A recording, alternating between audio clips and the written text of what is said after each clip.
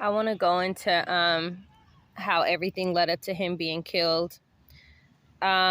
December of last year. Now, every time a crazy incident would occur, somehow my ex, who I was involved with, he's from Acorn Projects, Oakland, California, or Union City. Some people say either or, but he would somehow be missing every time some type of crazy, chaotic, incident happened.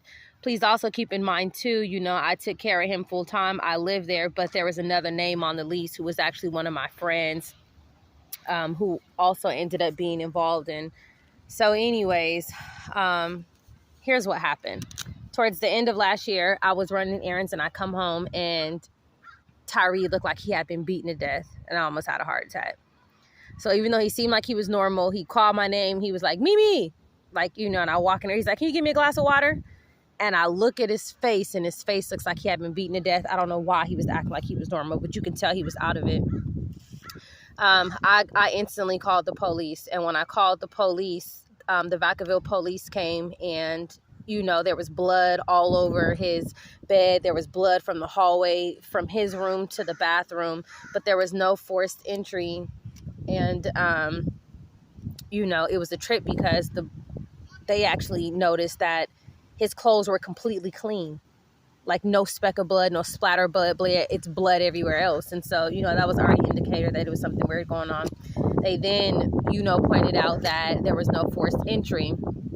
Now, in the beginning, I thought that they were trying to give me hints, as far as helping me solve it. But later on, after finding out that they were a part of the corruption, I guess it makes sense as to why they were pointing certain things out, because I didn't know that they were trying to hint that it had anything to do with me. I thought they were trying to give me pointers. And so anyways, I convinced him to go to the hospital to get checked out. Because one of the things that I found too was there was a prescription bottle next to his bed, and the prescription bottle was halfway gone that should have been full. And so I sent it to one of my sisters and she sent me back something showing suicide attempts and things like that can happen with that prescription. With that being said, clearly that was just another way to try to convince me that he had did it himself. So after that happened, he went to the hospital. I actually went to the hospital to pick him up, and I spoke to one of the nurses who was helping him. And I asked, did he have anything in his system?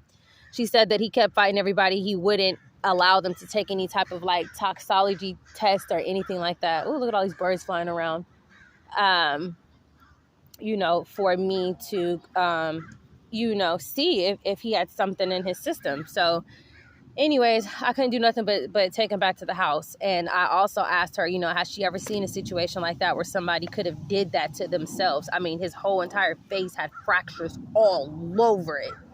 It didn't make any sense. And she was like, there's nothing that we can do but allow it to heal naturally. She said, I'll tell you, I've never seen a situation like this where somebody has been able to do this to themselves. She said, but I can't rule it out. So I was just really mad.